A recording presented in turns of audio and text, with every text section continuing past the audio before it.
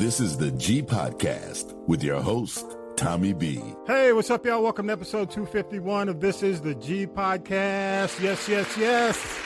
What's up, y'all? As expected, snow. Black people don't show up.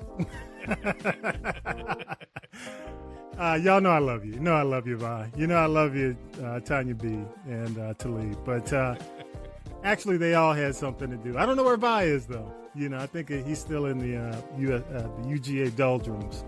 Yeah, so we'll see. He'll be back in the next week or so. But got to say again, hello to everybody, man. Welcome back. It's our first official show of the season. And sitting next to me, I've never done the two-shot. So I was telling our guest, who's really not our guest, you hear him every week on the show, Syracuse Mike is here. Y'all give it up. Thank you. Mike Roberts, officially. Thank you. And got to say thank you. First of all, let me play this for everybody, so you can see. I gotta play this. So just so you know what Mike drove through to get here. Here we go. So if you're a viewer of This is the G Podcast on a weekly basis, you're viewing my backyard the first day of, I can't call it Snowmageddon. No. Because I think the governor did a great job. Yeah, I think the local and state government did a good job. Yeah, everybody was off the road. You saw people enjoy the snow versus being caught up in the snow. Mm-hmm. So I give and I applaud them for actually absolutely getting people off the road. It was much more enjoyable. People had a chance to go to the park with their kids. School closed early, so it was no Snowmageddon, but it was our official snow day. Mike, what have you heard anything else? You know, I know there were some numbers about car accidents, but have you heard anything? I don't really know any of the numbers. Let me say two things real quick. First of all, I am not this short. I'm sitting down.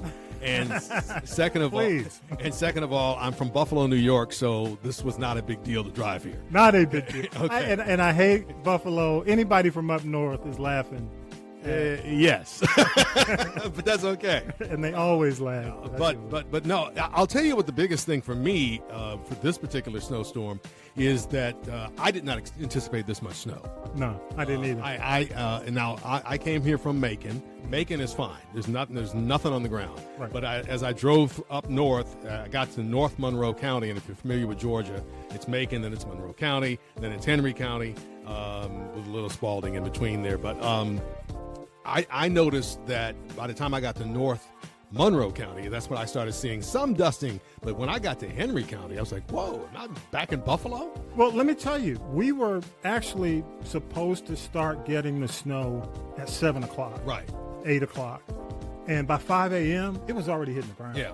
And the picture I just showed you guys, the video, this was like where it was supposed to be beginning. Right. It was already on the ground. So, no, I don't think anybody expected this. And this kind of snow you normally see north of Atlanta. Yeah, I agree. You don't necessarily see it south of Atlanta. I agree. We were surprised, but it was a pleasant surprise. Yeah.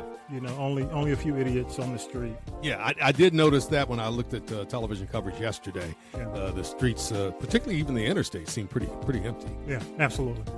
But, hey, man, you drove here, and as we tape, it's Saturday morning, so I still have to give you your props. Because the brother here, there will be no bread and milk trips for me. No, until it's all gone. Both of us, you got that right. Until it's all gone. But for those of you who don't know, Mike owns a station in Georgia, in Middle Georgia, Forsyth, Georgia to be specific. It's at 100.1 Magic 100. It's an amazing sounding classic soul hit station.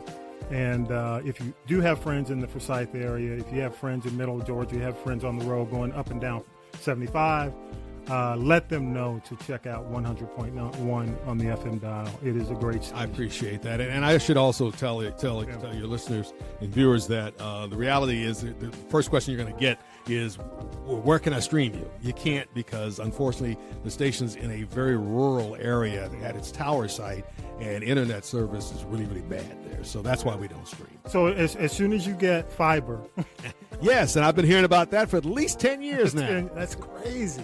Hey, well, I'm almost getting political. I mean, but what happened to the infrastructure bill? What's up? But I'm not going to go. You got to have at least a few neighbors around you to help, because they're gonna put the fiber lines in where the most population is. Yeah, so true. But really and truly, it's a great sounding station. Thank you. If you drive through, take a chance, or if you know people in the area, tell them to tune in. Okay. Before that, Mike ruled the airwaves in ATL at V103, and I had the opportunity to produce the Mike and Carol Morning Show with you, Mike. I produced that show from 90, 91, 92, and 93, and I left January of 94. But the biggest thing I remember, Mike, and about being involved with your show, that time period of knowing you, the Buffalo Bills Super Bowl parties. Now, I didn't come on here to shame you, Mike. Yeah. But the Buffalo Bills, of course, they're in the wild card this weekend. They're in the playoffs. But the amazing thing is, for 4 years, they were in the Super Bowl. 4 years in a row. 4 years. I look back and I said, damn, the time that I produced Mike's show, there was a Super Bowl party every year at your house. Yeah. What do you when you look back on that? I know it's, I'm a Falcons fan, right. So and so am I. Nothing can be worse. It's to me, it's almost better not to get to the dance if that's what's going to happen. Yeah. So in 4 years in a row, by the fourth year, I was like, I'm no more. We don't need to go anymore. Did you do 4 parties? Actually, the Super Bowl parties, I think, started with the Bills, but continued after that. Okay. And then it just got to the point where it was just too difficult to time-wise to put it together and also run the radio stations in Macon. So that's what really kind of stopped them. Yeah, and you were doing. I remember you had a lot of the news folks, because you were doing TV, you were doing some TV stuff too. I remember. Who's Karen Greer? Used to come by. I saw her at a few of the parties. Yeah. But some good parties, man. Yeah, Karen was. Monica Kaufman was there. Monica was there. Yeah. We had a few. We were lucky a few times to get some big names. It was good. I mean, we had a great time. That wasn't the game. It was really more about just coming out and hanging out, having a good time. Yeah. Unfortunate, man. But I just had to bring that up because the Bills are playing this weekend, and for you folks, I mean, it's a hell of a football weekend. Yeah. And it has been since Thursday with the college football playoffs.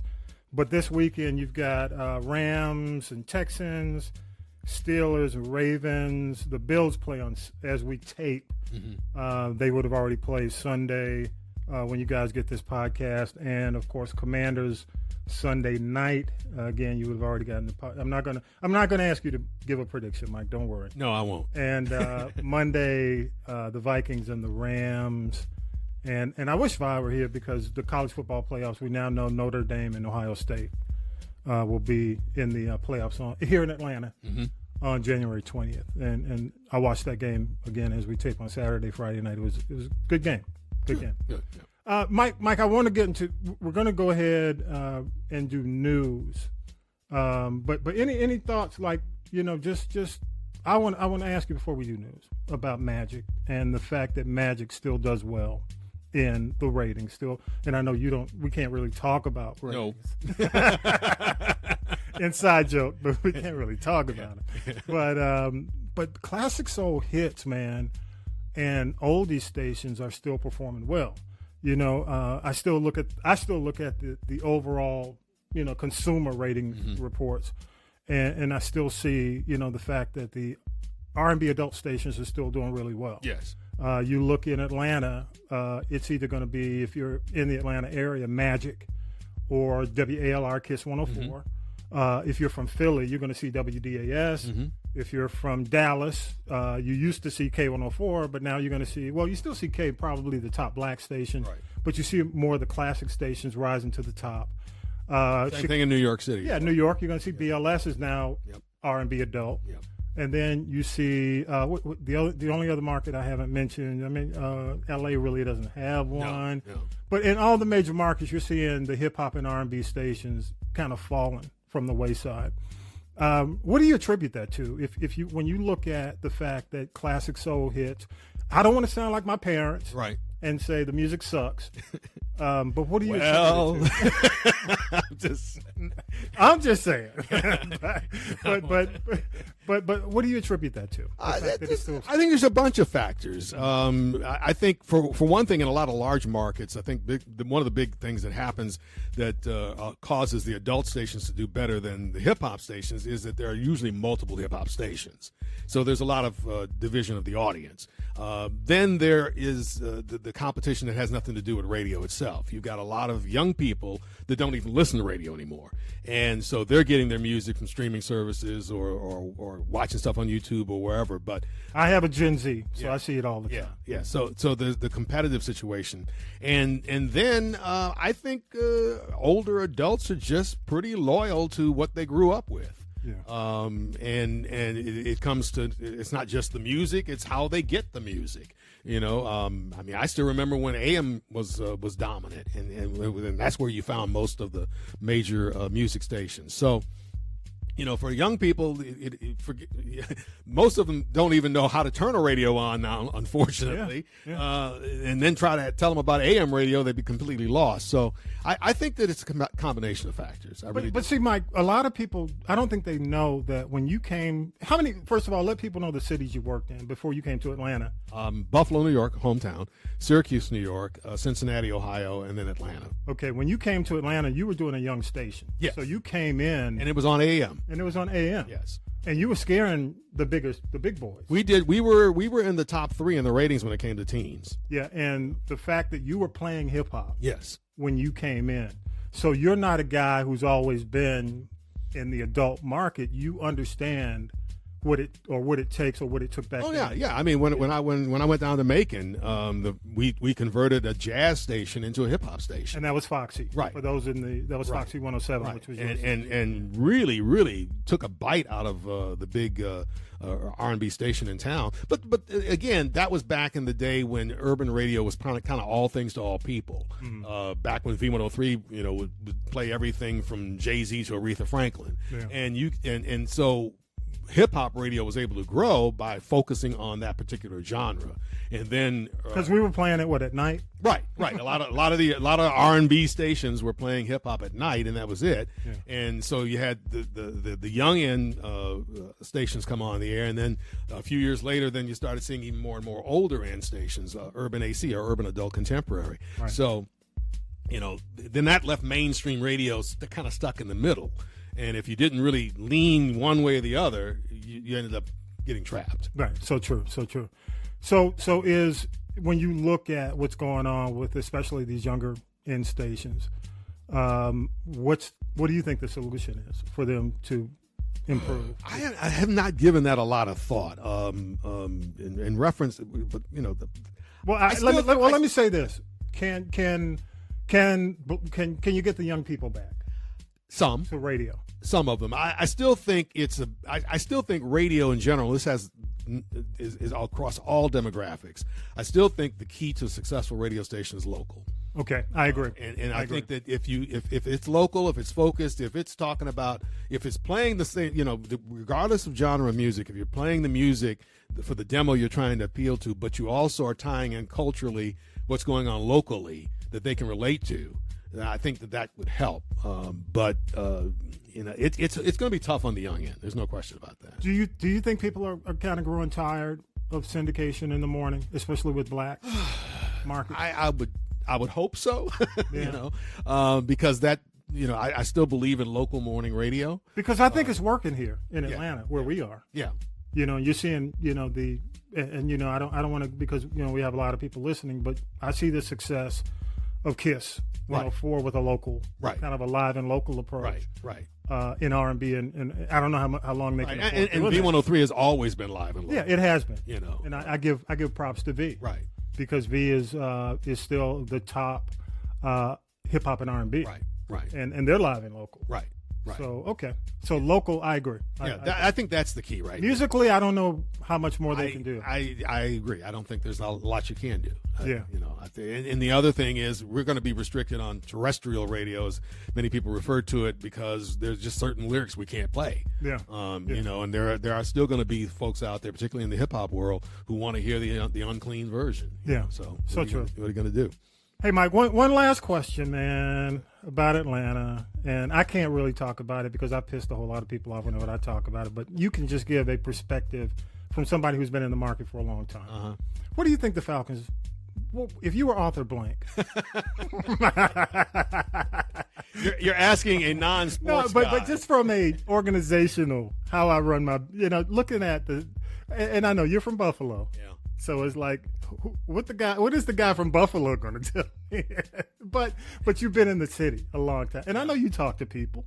You talk to people who are involved and engaged. What would you do, man? How do you keep these people loyal when you have these significant ups and downs? From someone who, again, that does not know a whole lot about Because you used to sports. come on and have to talk about it. Yeah. You and Darren, when Darren was doing sports. And we still cover sports in Macon. This is the big stories. But but I'm as a casual sports fan, I will tell you that the thing I keep hearing every year about the Falcons that kind of throws people off is draft time.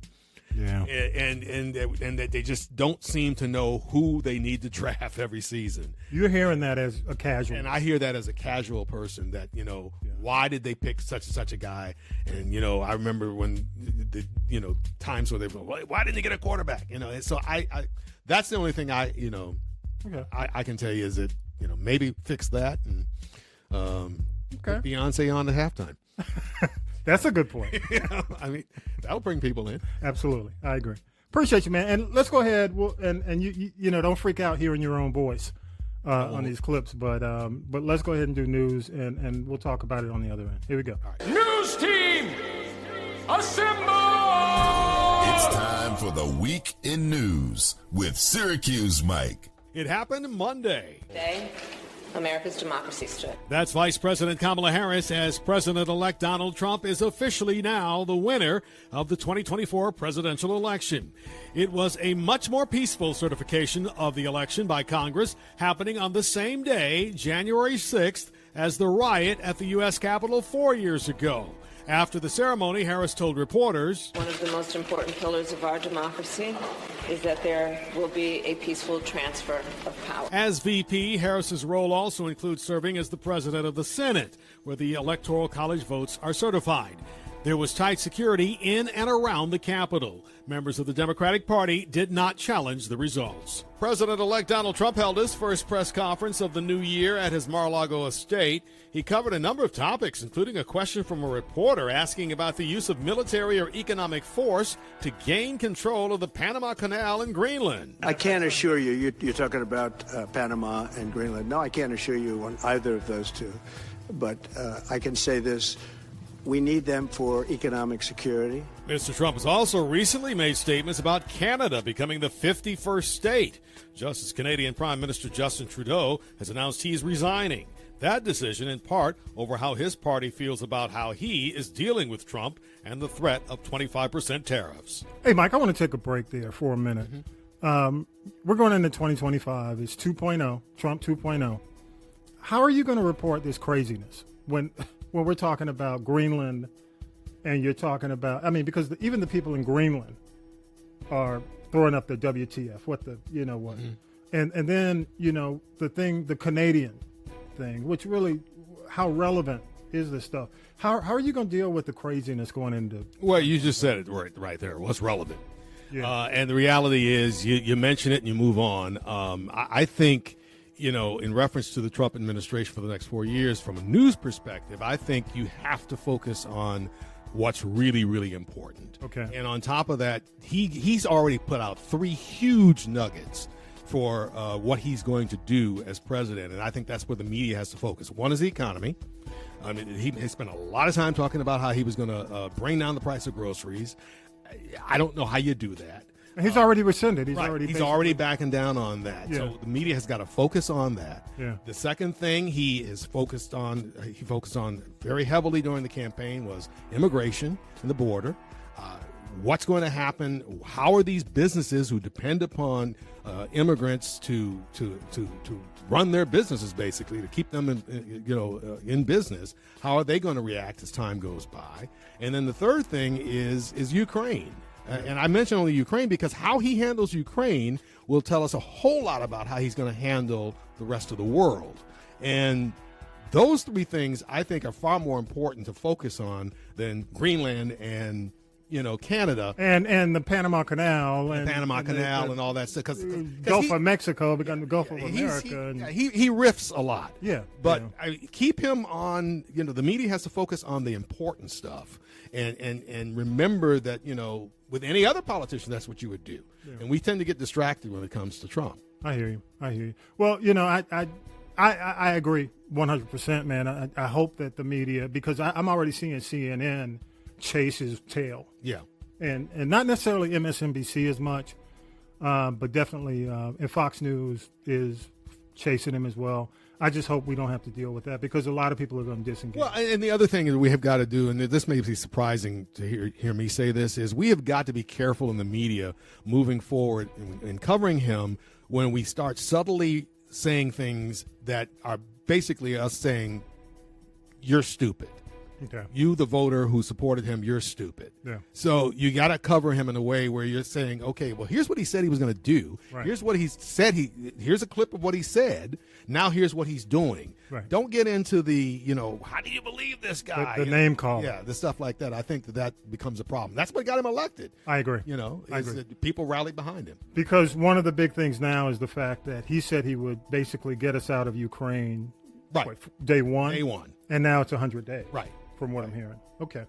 All right, let's go to the next story. Here we go. Millions of Americans with medical debt get a big win from the Biden-Harris administration. AURN's Ebony McMorris explains. The Biden-Harris administration has finalized a groundbreaking rule that will remove $49 billion in medical debt from credit reports. Vice President Kamala Harris announced the rule implemented by the Consumer Financial Protection Bureau, which raised credit scores by an average of 20 points for over 15 million people. This move comes as medical debt remains the largest source of debt in collections across the nation, impacting 100 million Americans.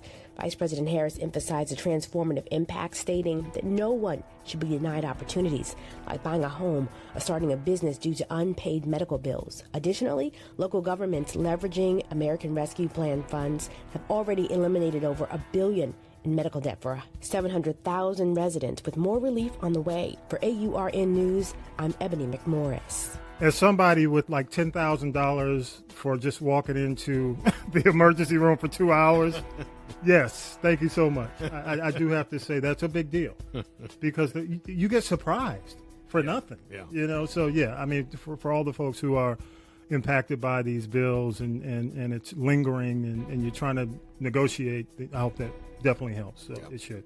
All right, next story. Former President Jimmy Carter was remembered fondly Thursday at a state funeral service at Washington's National Cathedral. President Biden delivered one of the eulogies. Two of them came from President Carter's vice president and a former GOP president who became his friend, both now deceased. First, Walter Mondale's son, Ted. Today we join in sadness to honor our dear friend, President Carter, for his extraordinary years of principled and decent leadership and his courageous commitment to civil rights and human rights. And then there was Gerald Ford's son, Steve. Jimmy, I'm looking forward to our reunion. We have much to catch up on. All four living former presidents attended the funeral service. Mr. Carter was buried next to his wife, Rosalind, on their property in Plains. I know you don't have a whole lot to say, but I am going to ask you when we get to political talk at the end about the Obama-Trump.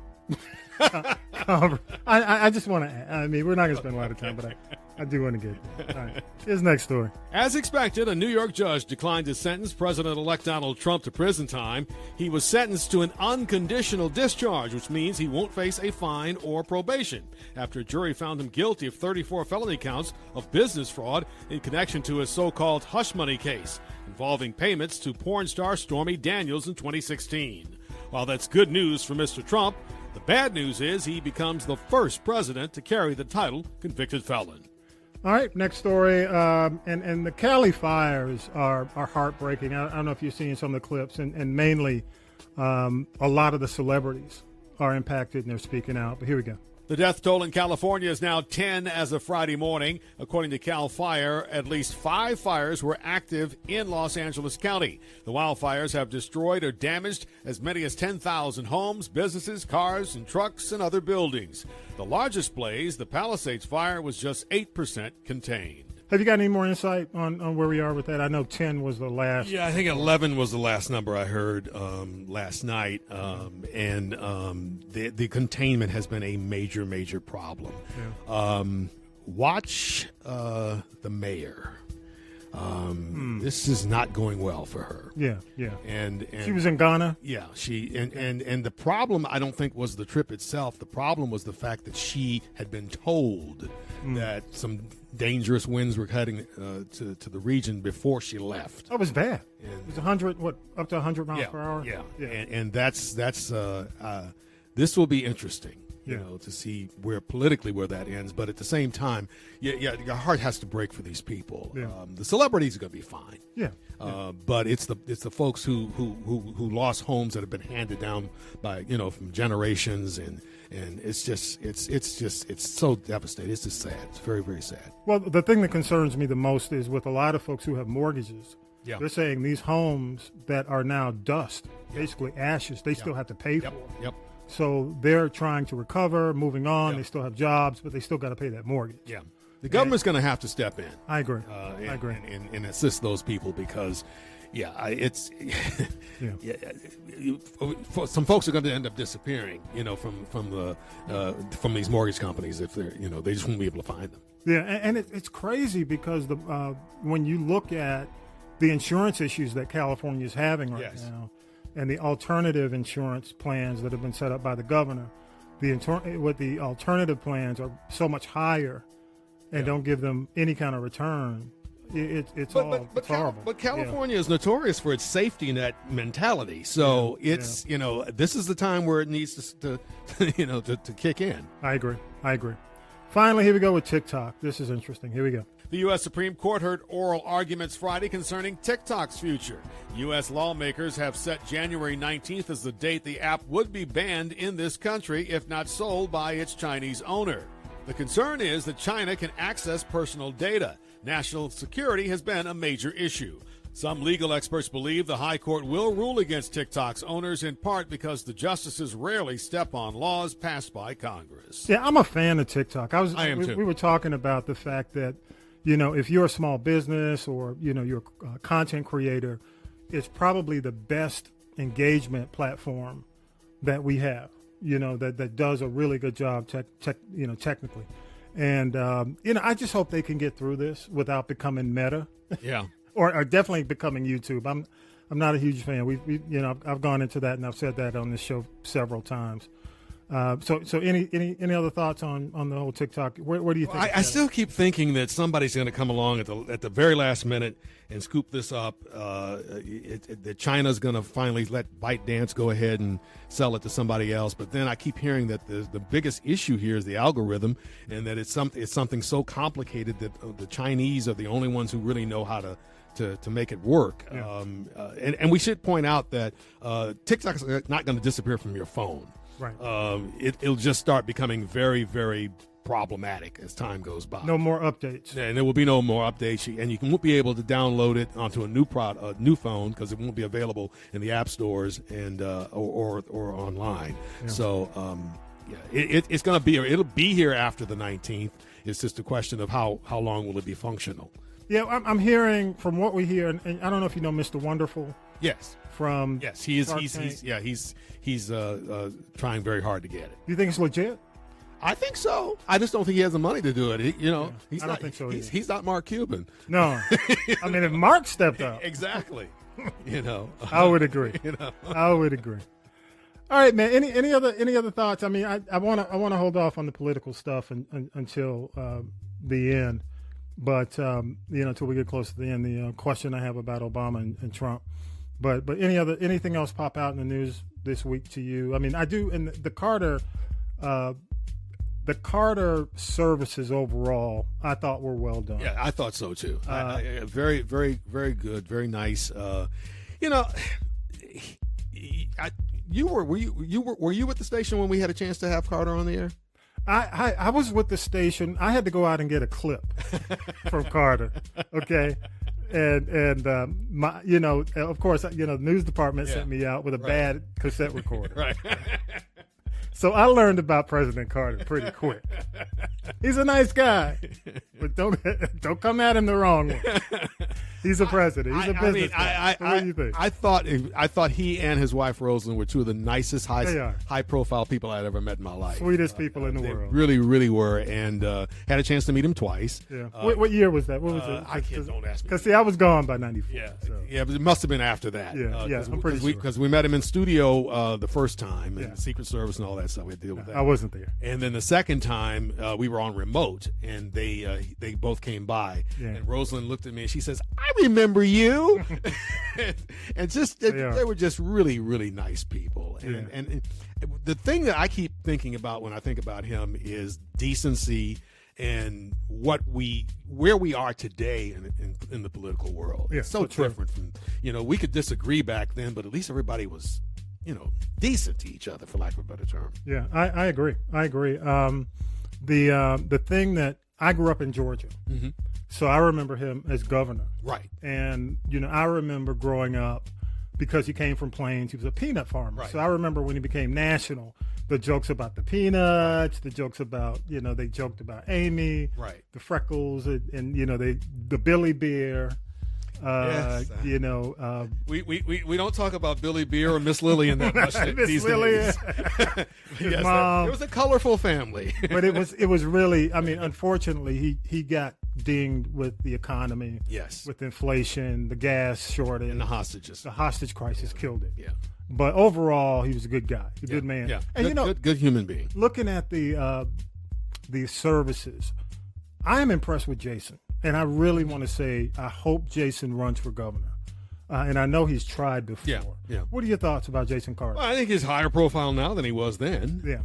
The question is going to be who else decides to run. Yeah. But I'm like you. I kind of get a sense that he may run again, especially after all of this. Yeah, I'd love to see him run. I hear he may be running again. Yeah. And no knock to the other candidates who are thinking about it, but I think in this climate, he may be the guy who can break through. Yeah. And win Georgia. Yeah. Because if you got a Burt Jones, and yeah, he's already pretty much said he's going to run again. Yeah, he thinks he's the heir apparent. Yeah. And most lieutenant governors feel that way. Please no, Jason, save us. If I'm still in Georgia. Do most of your listeners know that he in Georgia know that he's also Jones Petroleum? No. Yeah. I didn't know that. Yeah. Because he's in what, Butts County? Yeah. Yeah. Wow. Yeah. Those. And I think they know he is a former UGA player. Right. Played football. Yeah. I didn't know that. Yeah, but that's his family is the JP. I guess it's JP is their symbol on those service stations that especially throughout rural Georgia. I don't know if I can take a Jones governorship. So please, Jason, if you hear this, if you're listening, that's all I gotta say. All right, y'all. Hey, let's. Tanya B's out this week, so I'll go ahead and try to get some entertainment in. Bear with me, y'all. I know. Don't laugh. Now then, children, it's time for tea. It's tea time, y'all. Sipping the tea with Tanya B. Yeah, Tommy B's in for Tanya B. She'll be back next week. She has some stuff going on. And Megan Thee Stallion was granted a 5-year restraining order against Tory Lanez despite his imprisonment. You got to ask, how do you have to put a restraining order on a guy who's in prison? Because, the fact that Tory is causing or wreaking havoc on Megan, even behind bars, he's using third parties to harass and basically to basically make posts on the internet to make her life miserable to the point where she's saying basically she hasn't had any peace since the shooting. Mm-hmm. So bottom line is this is going into effect as soon as possible, I think, and it's going to go on until 2029. So the restraining orders are designed. The restraining orders are designed to tamp down the other stuff that's going on. Absolutely. She's had physical restraining orders on him when he wasn't in prison. But now this is I guess it would be a little bit more technical, mm-hmm. And block him from doing some of the things that he's been doing. So we'll see how that works out. The NAACP Image Awards are approaching, and the piano lesson, I don't know if you've had a chance to see it on Netflix, is leading the film nominations with 14. Other notable contenders include The Nickel Boys, which looks to be a good movie, Bob Marley, One Love, The Book of Clarence, Wicked, and 6888. The ceremony will be broadcast on February 22nd on BET and CBS. And if you want a complete list, because as you know, they cover everything on the NAAC Image Awards, TV, I don't know, every category. So for the complete list, we'll try to have that for you on our show notes. So check that out, okay? I don't know if Mike, have you seen Never Too Much? That's why I've only had 4 hours sleep. Did you see it? Yeah, I watched it last night. What were your thoughts? I thought it was interesting. I enjoyed it. I missed the last 5 minutes, but because I finally dozed off. But I watched it because I knew you were going to do it, and it was on my DVR, and I didn't want any spoilers. Yeah. So I said, let me watch this tonight. I thought it was good. There were so many things I remember about Luther, but there were also things I did not know he was involved in. I did not know about his deep connection to David Bowie. Oh, it was huge, and Bette Midler. Right, and Bette Midler, right. You know, so I learned some things as well. I really did. Yeah, did you ever have a chance to meet him? Yes. And when did you meet him? Where was he? I hate to say it this way. I met him when he was Thin Luther, Little Luther. Yeah, and I could tell watching the documentary about what time that was when I met him, because he was definitely going through some stuff at that time. Was it in studio or? No, it was at a listening party or something like that. Excellent. Okay. I met him. I was in Dallas. And we did an anniversary party, and the concert was connected to the anniversary of our station. And he came out saying happy birthday, and our staff came out and blew a cake, and he was very gracious. Yeah.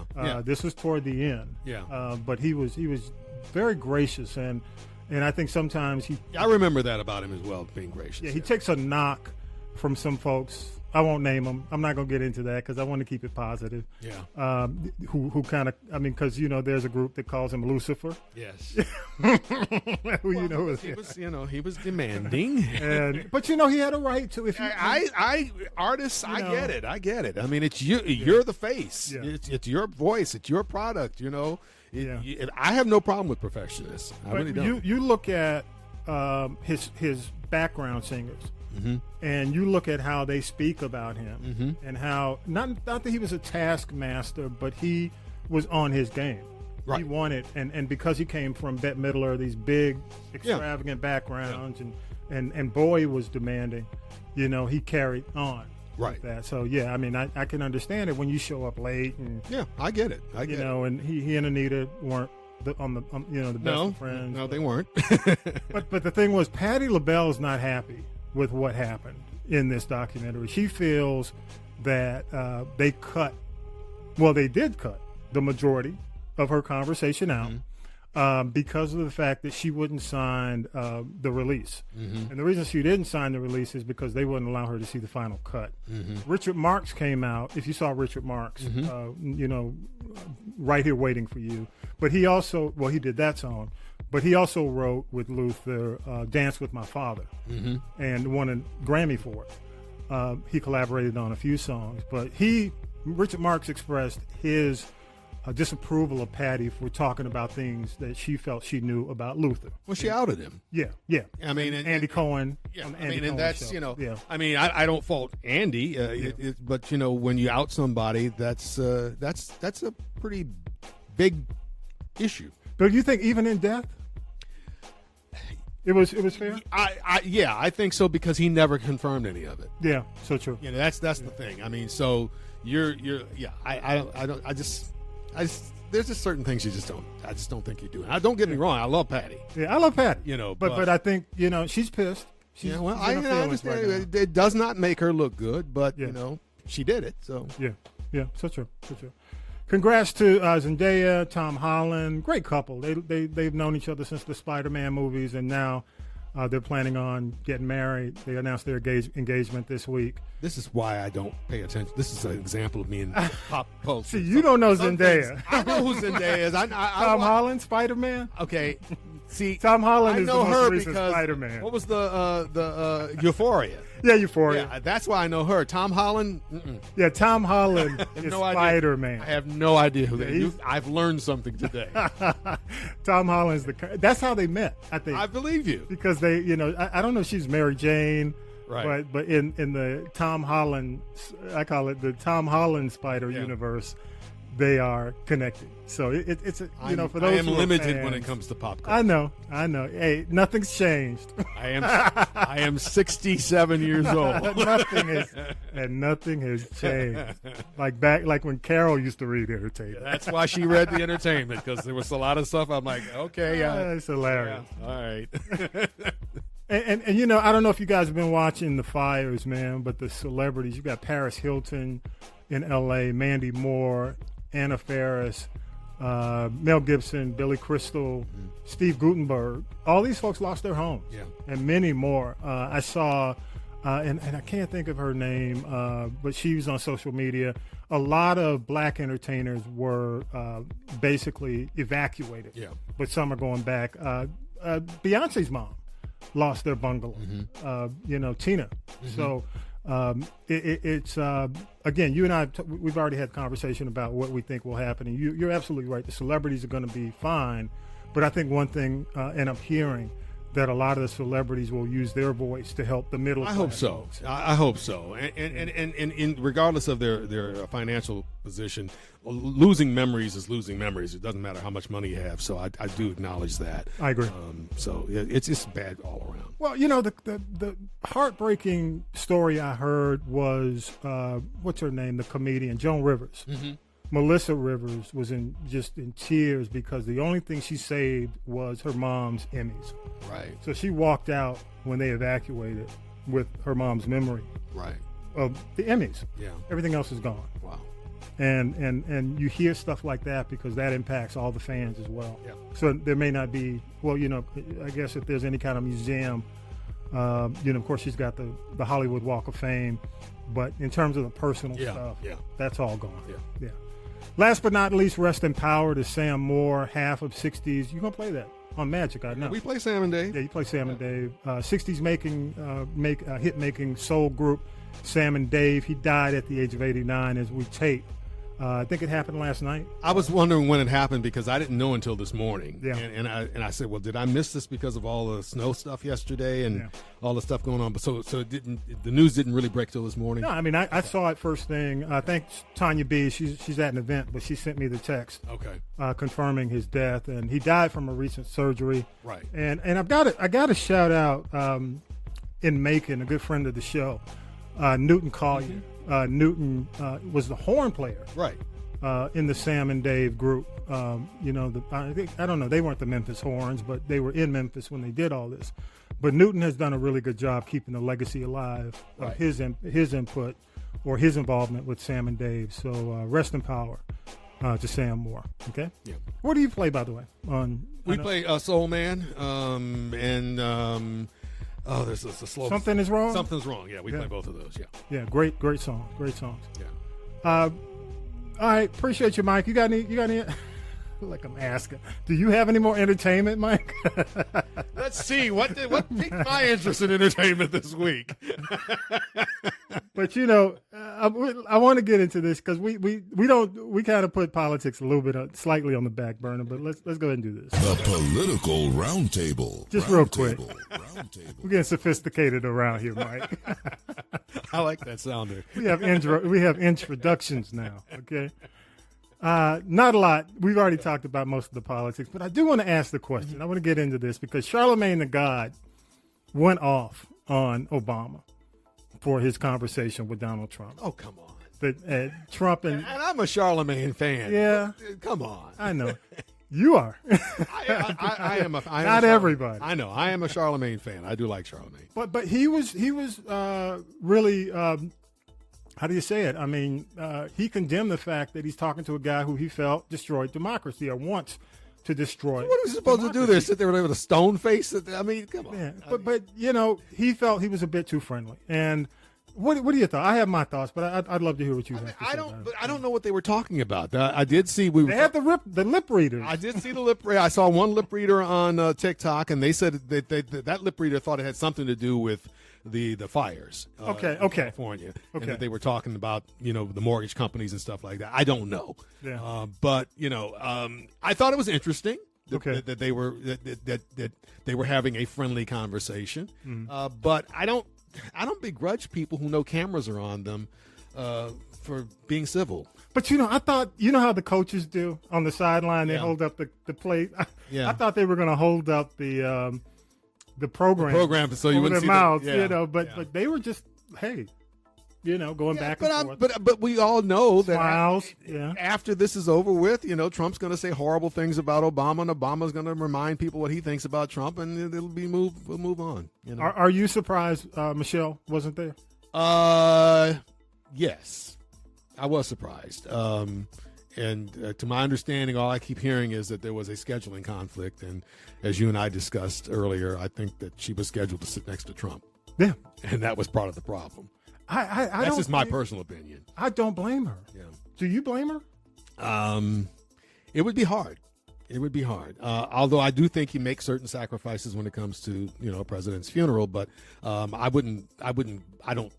again, I'm not bothered by the fact she wasn't there. I thought it was interesting she wasn't there. Yeah. Dick Cheney wasn't there either. Yeah, Dick Cheney wasn't there as well. So yeah, and what Pence's wife didn't acknowledge. I don't blame her. I don't blame her. I wouldn't. I don't blame the spouses. I mean, Marty Kemp has yet to say anything nice about Trump. Yeah, and she's a pretty nice. Yeah, sweet lady. Yeah, she's a nice lady. The Georgia's first lady. So it's Yeah, I don't blame Michelle. As a matter of fact, I like Michelle more. I mean, I do. I mean, I think Michelle's done with politics. Right. Oh, I agree with you. I saw her on one of the TV shows, Jennifer Hudson. Right. She was on the Jennifer Hudson show, and you can tell she's moved on. Yeah. I mean, she's doing the 50-plus dating show on Netflix, right. Where she's creating this. She's doing her books. And I just think she doesn't want, when she talks about Barack, it's like he's doing his thing over in the room. Right. And he's going to talk about that. And she's kind of in her own world. And I think she's in her piece. Yeah. So I like her more, the fact that she wasn't there. I don't think it's disrespectful, because I don't think it's disrespectful. Right. I don't like the criticism for her not being there. Yeah, I mean, I'm kind of neutral on it. You can't assume. I'm kind of neutral on it. I would not have been surprised had she been there, and then I wasn't surprised that she wasn't there. I'll say that I was a little surprised she wasn't there. Yeah, yeah. Only because it was the funeral of another president. Yeah, I agree. All right, y'all. Hey, before we get into shout outs, I do want to acknowledge a guest I had on. It was episode 250 over the holidays, Queen Sheba, and she's a spoken word artist. And Mike, first of all, let me ask you, you have any shout outs before I pull up this clip? Any final? No. Folks? Thanks, Mike. I'm sorry. But I do want to play a clip from her because she summed up for me a lot of what I feel. Mm-hmm. And I'm going to play this clip. You probably see it right now, folks, up on the screen. But I want to go ahead and play this. Here we go. Mm-hmm. How do you write in this climate? So that's an amazing and awesome question. So I have a brother friend. So he's not my real brother, but I've known him a long time. His name is Andrew Tyree. I want to give him his proper shout out. And he did a TikTok that went 3 million, 7 million viral. And all he did, I'm gonna say all, but he spoke from the heart. He was in his car and it wasn't a fancy video at all. It was Wednesday, I think, after the election. And he started off and he was like, look, today is Wednesday. You got till Monday. And basically, and I don't want to mess up his TikTok, but you can go find it. It's pinned to his page because it went all over the world because the sentiment is we still got work to do. The election happened. Cool. It is what it is, but we can't give up. That doesn't mean lay down or hide or go in the closet and shut the door, because that means they really won. We don't want them to win. Whatever. Run your little bills in your office, because part of it is the atmosphere that 45/47 is creating in the country. I mean, this week, there's already been a car bombing, guy running into a guy with his truck, and that's all over the news. In New Orleans, exactly. And the car bombing was a shot at Trump and what's his bestie's name? Well, Elon Musk. Elon Musk, right? With Tesla and X and right with the Cybertruck. And so I think everybody doesn't know what to do, but how I write in this climate is you have to hold on to hope, because you're holding on to yourself and your children and your immediate family members. Affect your small part of the world and give that hope, and that will trickle out to everybody else. Yeah, good stuff. Yeah, I want to say thank you to Queen Sheba, because when she said that really kind of sums it up for me. You know, looking forward. I mean, we're not gonna be chasing our tails or anybody's when it comes down to some of the foolishness. But I do agree with you, Mike. You have to show, okay, this is what he said, this is what he did. Yeah. And she's absolutely right, though. I mean, I understand people taking a break. I get that. Yeah. But don't take too long of a break. Right. We have to stay engaged. We cannot give up. Yeah. We have to stay engaged. I agree. Love your thoughts, y'all. Definitely reach out to us. You can scan the QR code on our, if you're watching the video, the QR code's on the video. Also, you can go to any of our social media and you'll see the link that gives you all the links on how you can engage with us, basically on our social pages. Mike, we have the people poll. Mm-hmm. So don't sue me for the people poll. No, I don't own it. Somebody. But you can go on and leave us a voice message and we'll play back the best. Don't forget, support the podcast. Make sure you basically, we're doing our 25 in 2025. Again, all that is on the link. And when you get to that, basically just walk through it. It's simple stuff. Mike, you can do it. You know, and you're kind of a technophobe, but yeah, okay. anybody can do it. Okay. Not dogging you, but I just know you from back in the. No, you're much better. You know, I taught you something. Yeah, I've actually built computers. That's what I'm saying.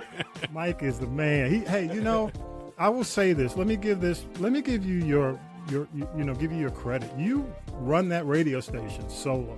And you may have Most an engineer. Days. You have an engineer who's an independent contractor. Your voice is on it. I mean, you do pretty much all. You're a one-man show. Yeah. And that's not easy. No. And that's not easy to do. That's not easy, especially, we're getting up there now. Not like we used to be. We're now on Blue Sky, y'all, social media.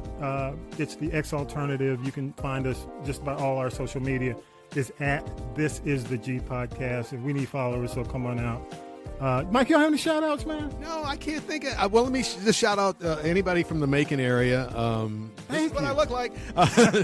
But I thank the folks in Macon and also in Atlanta. I still hear from a lot of people from Atlanta radio when I was on radio in Atlanta. So big shout out to folks in Atlanta. Big shout out to folks in Macon just for the support over the years. I appreciate it. Yes. So you can hear Mike again weekly. If you're in Middle Georgia, and that's Macon, Forsyth, all that area, all the cities in between, at 100.1 on the FM dial. I think you're still the only black-owned. Yeah, we are the only black-owned full-power FM station in the market. There is a little AM station that's black-owned as well, and they have a small wattage translator on the FM band. But we're the only full-power black-owned FM station in the market. Excellent. And again, man, I just want to say thank you, Mike. And I gotta give it up to you the way we give it up to you on the show, the proper way. And you can't leave without air horns. You got to get the air horn. Waiting for the basketball to come out now. That's what I'm saying. Yes. Hey, Mike, again, thank you so much. Thank you. Man. I appreciate you. And double thanks for making it out in the snow. No problem at all. And good luck to Buffalo this weekend, the Bills. Thank you. You like the excitement. Yeah. But again, y'all, thank you again to Mike Roberts for coming out, our very own Syracuse Mike, y'all. Have a great week. Have a safe week. And again, thank you so much for checking us out. Episode 251 is in the can. Y'all have a great week. Peace and power to the people. You've been listening to This Is the G Podcast. And This Is the G Podcast is a production of the Castropolis Podcast Network. Thanks for listening.